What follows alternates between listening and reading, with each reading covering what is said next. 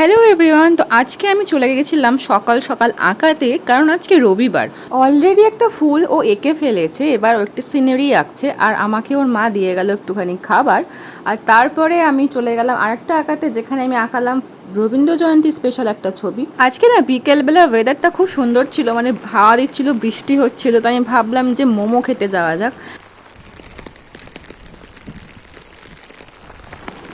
তো গুটি গুটি পায়ে আমি চলে গেলাম ছাতা নিয়ে চুচুড়া। ওখানে গিয়ে প্রথমে একটা সিঙ্গারা খেলাম, এরপর নিলাম মোমো, 3টে গন্ধরাজ আর 3টে স্টিম। জানি এরকম কম্বিনেশন দেয় না কোথাও, বাট আমি স্পেশাল কাস্টমার। বাড়ি এসে আমার খুব মনটা গান গান করছিল, তো আমি গান গাইলাম। আমার একলা থাকার সুর রোদ গাই, তো আমি ভাবতাম তুমি কোথায় কত দূর। আমার বেসুর গিটার সুর বেঁধেছে তোমার কাছে এসে, শুধু তোমায় ভালোবেসে। সো দ্যাটস ইট, এইভাবেই আমার দিনটা শেষ হলো। যদি ভিডিওটা ভালো লেগে থাকে তাহলে please like, comment and subscribe আমার চ্যানেল।